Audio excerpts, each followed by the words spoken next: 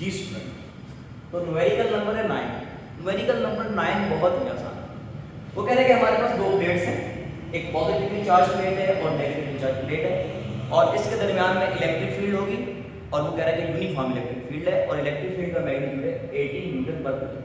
बेटा देखें, अगर आपको समझना है कि ये इलेक्ट्रिक फील्ड दिए गया है तो आप देखें ई का फार्मूला होता है F ओवर Q, यूं होता है ना। देखिए ये formula F equal to QE, तो यहां से E को अलग करेंगे ना, F ओवर Q, F का यूनिट न्यूटन पर कूलम, तो यहां से आप अंदाजा लगा सकते हैं कि इसने 80 क्या चीज दी है। तो ये इलेक्ट्रिक फील्ड दी है, तो ये बेटा पॉजिटिव से नेगेटिव इलेक्ट्रिक फील्ड है, सही। मुझे बताएं, अगर यहां पे मैं टेस्ट चार्ज लिखूं और मुझे पता है कि टेस्ट चार्ज पॉजिटिव होता है, तो भाई आपको पता है पॉजिटिव चार्ज नेगेटिव पे भागा भागा जाएगा, मतलब in the direction of electric field खुद ब खुद जाएगा, हमें कोई फोर्स नहीं लगानी पड़ेगी, इलेक्ट्रिक फील्ड उसे लेके जाएगी। लेकिन आप सोचिए कि अगर मैं यहां पे इलेक्ट्रॉन रखूं, तो इलेक्ट्रॉन के ऊपर नेगेटिव चार्ज होता है, तो क्या इलेक्ट्रिक फील्ड की डायरेक्शन में जाएगा? आप कह सकते नहीं, वो तो पॉजिटिव की तरफ जाएगा, भागा भागा, सही। अगर मैं चाहूं, मैं ये चाहता हूं कि नहीं भाई ये इलेक्ट्रिक फील्ड की तरफ जाए, तो खुद ब खुद जाएगा। जैसे मिसाल के तौर पर अभी मैं ग्रेविटेशनल फील्ड में खड़ा हूं, ग्रेविटेशनल फील्ड नीचे की तरफ है, मैं मार्कर को छोड़ रहा हूं तो ये ग्रेविटेशनल फील्ड की तरफ खुद ब खुद जा रहा है। लेकिन मैं ये चाहता हूं यार कि नहीं, कि मार्कर ऊपर की तरफ जाए, मतलब ऑपोजिट टू द फील्ड जाए, तो मुझे क्या करना पड़ेगा? एक इनिशियल वेलोसिटी, कुछ फोर्स लगाकर इसे इनिशियल वेलोसिटी देनी पड़ेगी और ये ऊपर जाएगा। और ये हमेशा ऊपर नहीं जाता रहेगा, जब तक मेरी दी हुई फोर्स एक्ट करती रहेगी उस पर, तब तक तो वो जाता रहेगा। जैसे ही मेरी फोर्स खत्म होगी तो क्या करेगा? वहां पे कुछ नैनो सेकंड के लिए रुकेगा और फिर नीचे आना शुरू कर देगा। बिल्कुल यूं ही है। सवाल उसका ये है कि हमने यहां से एक चार्ज को, यहां से एक नेगेटिव चार्ज को इलेक्ट्रिक फील्ड की डायरेक्शन में जाने के लिए भेज दिया, भेजा, खुद नहीं गया, क्योंकि खुद वो पॉजिटिव की तरफ जाना चाह रहा है। कितनी इनिशियल वेलोसिटी दी? आपने इतनी इनिशियल वेलोसिटी लेके भेज दिया, ओके जी। वो कह रहे हैं जाहिर सी बात है अब तो जाएगा ना, क्योंकि अब तो उसे धक्का लग चुका है, सही। तो बेटा कह रहे हैं कि कितने दूर तक जाएगा, जहां पे जाके ये खुद को रोकेगा, और जब रुक जाएगा तो दोबारा इलेक्ट्रिक फील्ड के ऑपोजिट पॉजिटिव प्लेट की तरफ खुद ब खुद चलना शुरू कर देगा। बिल्कुल इसी तरह जैसे बॉल ऊपर जाती है, जब तक फोर्स दिखती रहती है ऊपर जाता है, जैसे ही फोर्स खत्म होती है तो फिर वो इनकी डायरेक्शन में आना शुरू हो जाता है। तो इसी तरह नेगेटिव चार्ज पॉजिटिव की तरफ जाएगा तब जब आपकी दी हुई इनिशियल वेलोसिटी का इफेक्ट खत्म हो जाएगा। तो उसका सवाल यही है कि ये कितने, अगर आपने यहां से इनिशियल वेलोसिटी देके पुश किया तो ये कितने दूर तक जाएगा कि ये वहां पर रुक जाएगा और आपकी वेलोसिटी का इफेक्ट खत्म हो जाएगा। हमने डिफाइन करना है, सही। तो भाई मुझे बताओ फाइनल वेलोसिटी क्या हो जाएगी? जीरो हो जाएगी सर। मेरे पास इनिशियल वेलोसिटी भी है, फाइनल भी है, मास भी है, मास ऑफ इलेक्ट्रॉन भी है, चार्ज ऑफ इलेक्ट्रॉन की डिस्टेंस कैसे फाइंड करेंगे? सर देखें, डिस्टेंस फाइंड करने के लिए ना मेरे पास थर्ड इक्वेशन भी और सेकंड भी है। थर्ड और सेकंड दोनों कह रहे हैं कि मैं आपको डिस्टेंस बताऊंगा, लेकिन शर्त यह है कि आपके पास एक्सेलरेशन होना चाहिए। तो यहां पे मैं फंस जाता हूं कि भाई मेरे पास तो एक्सेलरेशन कहीं पे भी नहीं है। ठीक है, देखो इलेक्ट्रॉन एक्सेलरेट करेगा ना, यहां पे रुक रहा है, यहां से इतनी वेलोसिटी लेके जा रहा है और यहां पे जब पहुंच रहा है तो उसे जीरो कर रहा है, तो कुछ ना कुछ चेंज तो आ रहा है ना भाई, वेलोसिटी में चेंज आ रहा है, मतलब एक्सेलरेशन तो है। तो अब मेरा एक इम्तिहान शुरू हो चुका है कि मैंने पहले एक्सेलरेशन फाइंड करनी है, मतलब 2as equals to vf का स्क्वायर माइनस vi का स्क्वायर, ओके है। यहां से s भी आ जाएगा आपके पास, vf का स्क्वायर माइनस vi का स्क्वायर ओवर 2a, ये इक्वेशन है। आपके पास vf 0 है, vi की कुछ ना कुछ वैल्यू है, नो प्रॉब्लम। हमारे पास a नहीं है, अगर मेरे पास किसी तरीके से a आ जाए तो मैं फाइंड कर लूंगा। अब देखिए करते क्या, कैलकुलेटिंग a कैलकुलेट करते हैं बच्चों। a कैलकुलेट करना कौन सी मुश्किल बात है बेटा? F इक्वल टू QE होता है। इलेक्ट्रिक फोर्स या इलेक्ट्रिक फील्ड किसी Q चार्ज पे जो फोर्स लगाती है वो इस फार्मूले से आप निकाल सकते हैं। F इक्वल टू m भी होता है, और यहाँ पे चार्ज कौन है? सर नेगेटिव चार्ज है, तो माइनस E लगाऊंगा और साथ E लगा दूंगा। बेटा यहाँ से A अलग करने वाले हैं, सही है। तो A क्या आ जाएगा? माइनस E, ये चार्ज ऑन इलेक्ट्रॉन है और ये इलेक्ट्रिक फील्ड है, divided by mass of electron. Values put करने वाले हैं, माइनस एज इट इज क्या लिखेंगे? 1.6 10 to the power minus 19 into E है 80 डिवाइडेड बाय मास क्या है 9.11 10 की पावर माइनस 31। बेटे इसे सॉल्व करेंगे और A आ जाएगा। ए आएगा मीटर पर सेकंड स्क्वायर। मुझे जरा सोच समझ के बताइए, ए पॉजिटिव आना चाहिए कि नेगेटिव? एक तो फार्मूला बता रहा है कि ए नेगेटिव आएगा। क्यों आएगा? क्योंकि वेलोसिटी आहिस्ता आहिस्ता डिक्रीज करती है। जो डिक्रीजिंग वेलोसिटी होती है वो नेगेटिव एक्सेलरेशन प्रोड्यूस करती है, तो ये नेगेटिव आएगा। इसी कुछ ना कुछ वैल्यू बेटा जब आएगी ना, उसे किसमें पुट कर देंगे? पुट इन इक्वेशन में। देखिएगा कैसे, s इक्वल्स टू vf क्या है? 0 का स्क्वायर माइनस vi क्या है? vi है 29 10 की पावर -5 ऊपर स्क्वायर डिवाइडेड बाय 2 और a की वैल्यू बेटा जो आप सॉल्व करेंगे वो आ जाएगी। ठीक है, वैसे a की वैल्यू आनी चाहिए अगर आप इसे कैलकुलेट करें 14.07 10 की पावर 12 ये आनी चाहिए।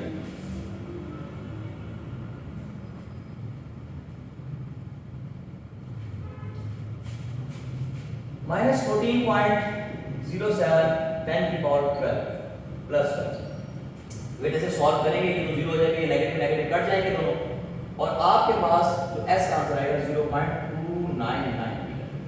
मतलब ये जो इलेक्ट्रॉन है इतने धक्के से सिर्फ इतना ही चल पाएगा 0.29। तो बेटा कोई कंफ्यूजन है तो आप कमेंट बॉक्स में पूछ सकते हैं।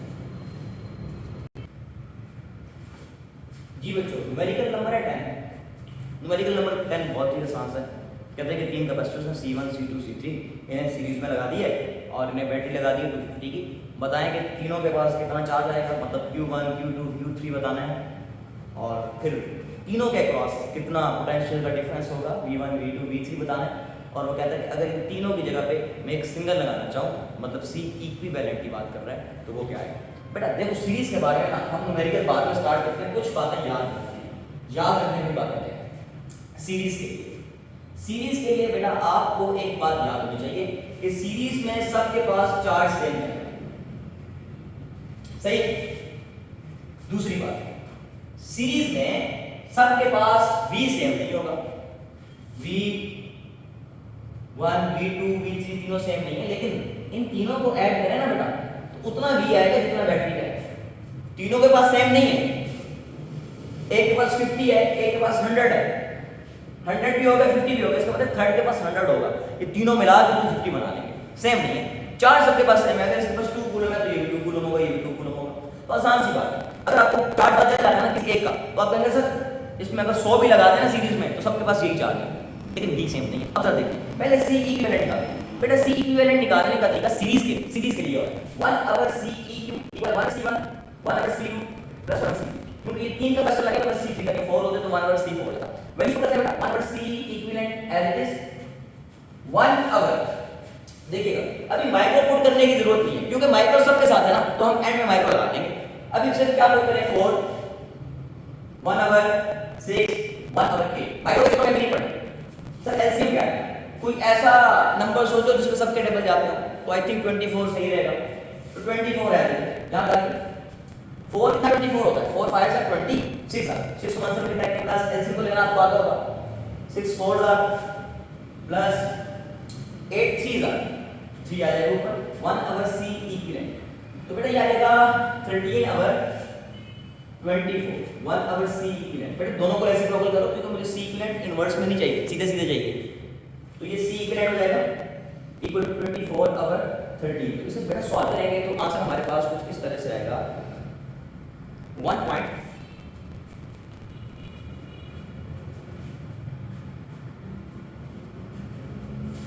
तो इसे इन्वर्स कर लें। जब इसे इन्वर्स करेंगे ना तो C इक्विवेलेंट अपर मान क्यों करें और ये हो जाएगा 24।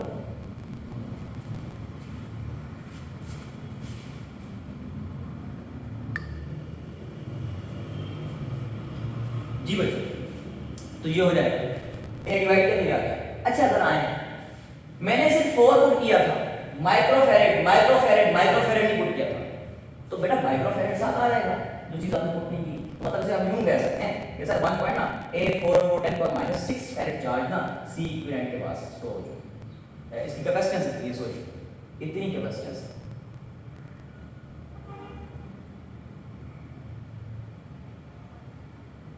सही। अब दूसरा सवाल क्या है? दूसरा सवाल बड़ा सिंपल सा है, वो कहते हैं कि बताओ सबके पास ना चार्ज कितना है। देखो भाई ये पहला पार्ट है दूसरे को, ये सेकंड पार्ट है। क्यू बताना है 1 का भी, क्यू बताना है 2 का भी, क्यू बताना है 3 का। बेटा जितना चार्ज है ना ये बैटरी खींचती है इस प्लेट से और इन प्लेट्स को पावर देती है, वो सारे का सारा चार्ज बैटरी में से तो गुजर के जा रहा है। फॉर एग्जांपल बैटरी यहाँ से 10 कूलम चार्ज यहाँ से ट्रांसफर कर रही है, यहाँ से वहां से अट्रैक्ट करके यहाँ से 10 कूलम चार्ज ट्रांसफर कर रही है, तो वही 10 चार्ज है ना इसके पास आ जाएगा, इसके पास आ जाएगा, इसके पास आ जाएगा, सेम रहेगा। इसका मतलब मैं एक चेक करूं कि बैटरी ने कितना चार्ज ट्रांसफर किया है, वही सबके पास गया हो, क्योंकि इसमें चार्ज सेम रहेगा। तो बैटरी का कैसे निकालते हैं, बड़े लेवल की बातें करने वाले, छोटे लेवल की बात नहीं। Q is equal to C, ये आ गया टोटल, ये इक्विवेलेंट की आप बात करेंगे, होल की बात करेंगे, और ये बैटरी की बात करेंगे। जरा निकालना है कितना है, C का ये भी निकाला 1.844 10 पावर 6 इनटू बैटरी कितनी है 250। बेटा इसे सॉल्व करें तो देखिए Q कितना है, मल्टीप्लाई करा 1.844 और देखेंगे Q आपके पास क्या है 460, इन्हें मल्टीप्लाई करें 250 मल्टीप्लाई बाय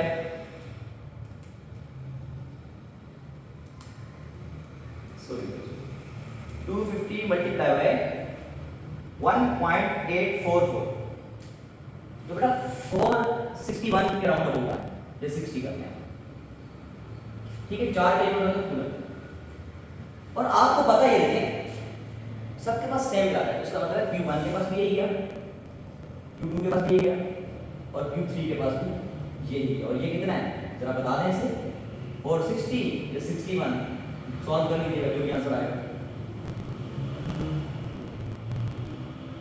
तीनों के चार्ज आएगा।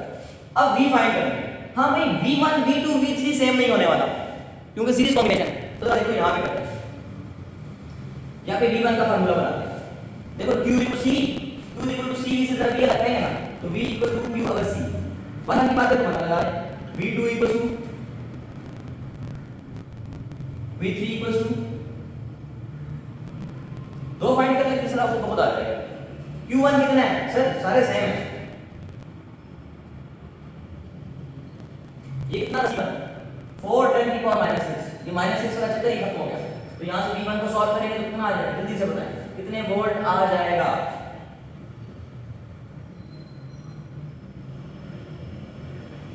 आई थिंक 1.5 सही है, आपने सॉल्व भी कर लिया। V2 इक्वल्स टू जरा देखिएगा Q2 कितना है सर, Q2 भी तो उतना ही है सीरीज में, डिवाइडेड बाय C2 कितना है 6 है, -6 वाला चक्कर ही खत्म हो गया, 6 को डिवाइड करें 460 डिवाइडेड बाय 6 76 पॉइंट यूं आएगा। अब बेटा देखो टोटल मैंने कहा था सबके पास डिफरेंट होता है, लेकिन सबको ऐड करो तो कितना आना चाहिए बैटरी वाला, तो दो का पता है, इन दोनों को ऐड करो और तीसरा भी ऐड करो तो 250 आना चाहिए। अब देख सकते हैं 250 ऐड है ना, 250 में से माइनस करना तो उसका भी आ सकता है, तो इसका कर लेते हैं तो कुछ यूं होगा, आप कहेंगे V1 V2 plus V3 should be equal to 250, बेटा V1 V2 है, जो आंसर आएगा उधर जाके माइनस कर दो तो V3 भी आपके पास आएगा। तो बेटा ये क्वेश्चन था, कोई मुश्किल नहीं होता, फटाफट से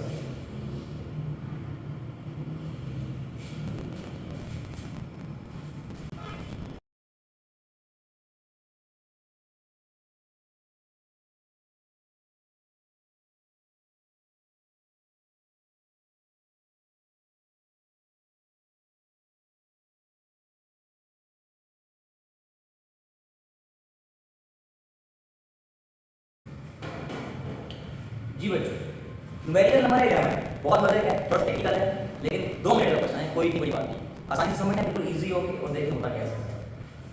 न्यूमेरिकल नंबर 11 कहते हैं हमारे पास 3 कैपेसिटर्स हैं और कुछ इस तरह से नहीं, बुक में उसने डायग्राम बनाई हुई है,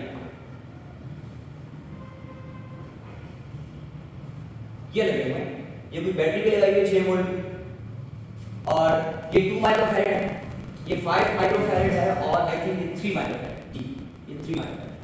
सवाल उसका ये है भाई कि इस 5 माइक्रोफैरड के क्रॉस कितना चार्ज स्टोर हो चुका है ये बताओ। देखो भाई बात ये है, चार्ज का फार्मूला है Q equal to CV, sir इसकी कैपेसिटेंस मेरे पास है, अगर आप मुझे V बता देना कि इसके क्रॉस V कितना है तो मैं आपको बता दूंगा। देखिए बेटा ये दोनों सीरीज में कनेक्टेड है और सीरीज में v की वैल्यू सेम नहीं है, सीरीज में v की वैल्यू सेम नहीं होती, तो हमें यहाँ पे थोड़ी सी कंफ्यूजन है।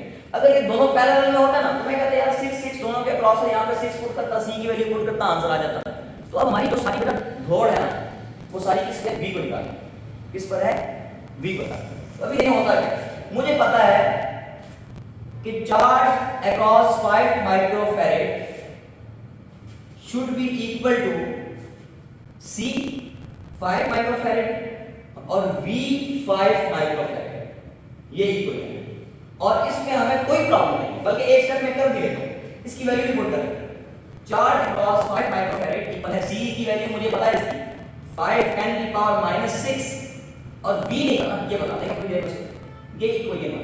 तो हमने बेटा इक्वेशन 1 के लिए सारा डेटा लिया, सही है। अब देखेंगे सपोज मैं इन दोनों को खत्म करके एक रेजिस्टर लगाना चाह रहा हूं और वो रेजिस्टर कैसे होगा बेटा, दोनों पैरेलल में, ये दोनों पैरेलल में, इनका इक्विवेलेंट निकालें। तो ये डायग्राम कुछ ऐसे बन जाएगी, ये देखें 3 माइक्रोफैरेड और आपको पता ना C1 + C2 करेंगे, C इक्विवेलेंट निकाल देंगे तो ये आ जाएगा 2 और 5 माइक्रोफैरेड, 2 और 5 कितना आ जाएगा 7 माइक्रोफैरेड, ये 7 माइक्रोफैरेड।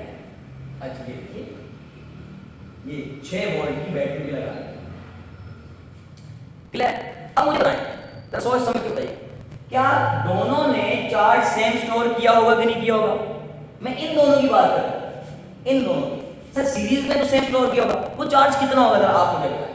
देखिए सर Q = C होता है, पहले की बात कर रहे हैं तो यहाँ पे इक्विवेलेंट निकालें लगाएं और यहाँ पे क्या लगाएं बैटरी, एक वही 2 है। अब C इक्विवेलेंट कैसे निकालेंगे, इन दोनों को, ये सीरीज में, तो 1/C 1/3 प्लस 1/7, मैंने कहा था माइक्रो बाद में लगाने का, 1/C हाँ जी 21 आ जाएगा, 7 + 3 हो जाएगा, मतलब 10/21 आ जाएगा। तो बेटा 21/10 रहेगा ना, C इक्विवेलेंट निकालने के लिए रेसिप्रोकल लीजिए ना, तो ये आ जाएगा 2.1 जी, और साथ माइक्रो था और बैटरी था, मतलब ये दोनों की है, ये इसमें पुट करें सर।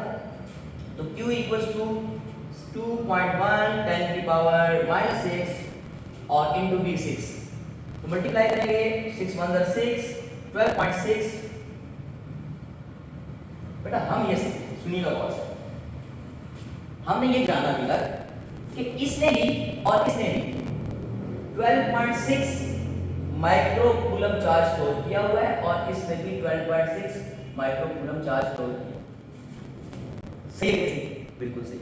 अब करना क्या है, मुझे यहाँ पे ना Q के साथ इशू नहीं है, मुझे खुद बताना है, क्योंकि ये जो 5 माइक्रोफैरेड है वो 3x2 वाले के साथ सीरीज में नहीं है। इन दोनों के हिस्से में कितना चार्ज आ रहा है सर, इन दोनों के हिस्से में 12.6 आ रहा है, तो फिर 5 वाले के पास कितना आ रहा है ये चेक करना है। लेकिन सवाल फिर वही है कि 5 के क्रॉस भी कितना है, हमने लिखा है। अच्छा देखो अब होता है सीरीज में भी डिफरेंट होता है, इसके पास V और होगा, इसके पास V और होगा। अगर इसमें V1 कह दूं और इसे V2 कह दूं तो दोनों की वैल्यू चेंज होगी, लेकिन बेटा V निकालने के लिए Q चाहिए था ना, तो हमने Q निकाल लिया। अब आप कहेंगे सर Q = CV 1 की बात करें तो V1 पहले TC की डायरेक्ट 2 भी निकाल लेते हैं, तो आप कहेंगे sir Q2 = C2 V2 V2 = Q2 अब C2 Q2 कितना है 12.6 10 की पावर -6, C2 कितना है C2 सर C2 ये है 7 10 की पावर -6, चक्कर ये खत्म हो गया। 12.6 डिवाइडेड बाय 12.6 डिवाइडेड बाय करेंगे 7 पे 0.6 डिवाइडेड बाय 7 तो आ जाएगा 1.8। बेटा ये आ गया 1.8 वोल्ट, मतलब ये कि इसे 1.8 वोल्ट मिल रहे हैं, टोटल 6 है ना, अगर इसे 1.8 मिल रहे हैं तो बेटा इसे कितने मिलते होंगे सर 4.2, लेकिन इसका तो हमारे पास चक्कर ही नहीं है, हमने इसका कैलकुलेट करना है। अब देखिए इस पूरे को मिल रहे हैं 1.8 और ये दोनों पैरेलल हैं, इसके साथ आप 20 लगाओ पैरेलल 20 लगाओ तो 20 को 1.8 मिलते रहेंगे, तो भाई हमारा भी मकसद हल हो गया कि नहीं हो गया। तो अब आए पुट करेंगे, putting V = 1.8 volt in equation number 1, तो बेटा ये आ जाएगा Q across 5 microfarad equals to 5 10 की पावर -6 into V कितना है 1.8। तो इसे सॉल्व करेंगे तो 5 into 1.8 आई थिंक 9 आएगा और 10 की पावर -6 कूलम, मतलब 9 माइक्रो कूलम चार्ज स्टोर कर रखा है आपके 5 बेटा सीधी सी बात थी, मैंने पहले कहा कि फाइंड करना है ना क्यू।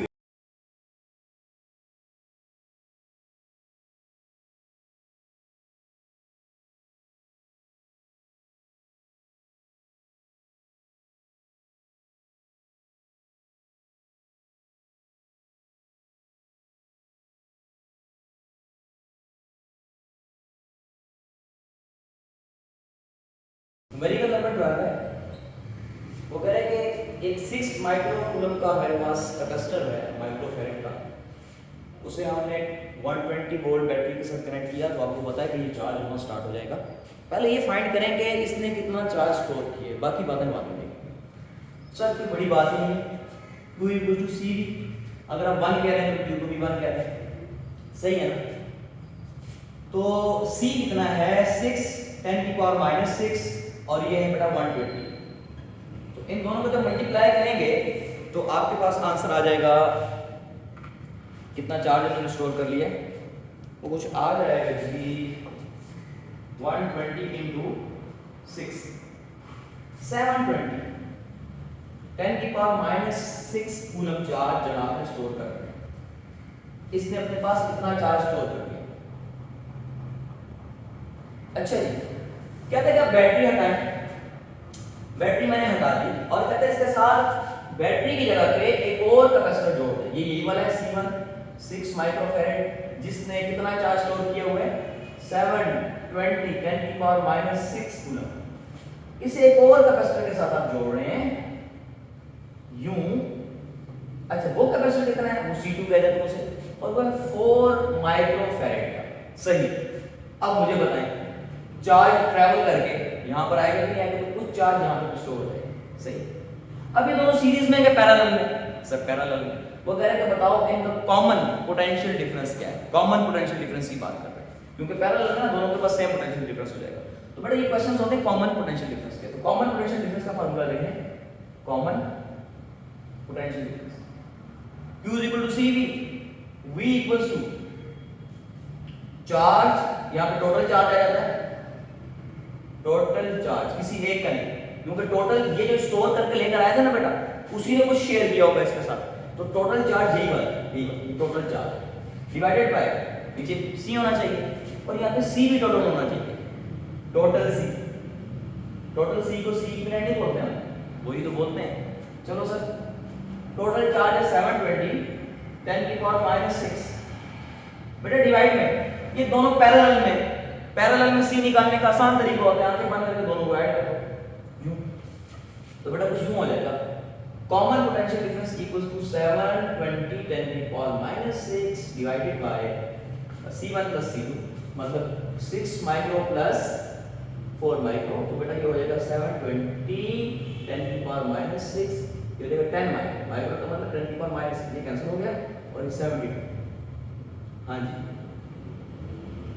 72 वोल्ट पोटेंशियल का डिफरेंस होगा बेटा दोनों के अक्रॉस। इसके अक्रॉस भी 72 वोल्ट और इसके अक्रॉस भी, क्योंकि दोनों पैरेलल हैं। तो ये कॉमन पोटेंशियल डिफरेंस का आपने ध्यान में रखना है, ये अक्सर एंट्री टेस्ट में कॉमन पोटेंशियल डिफरेंस के क्वेश्चंस आए हुए हैं।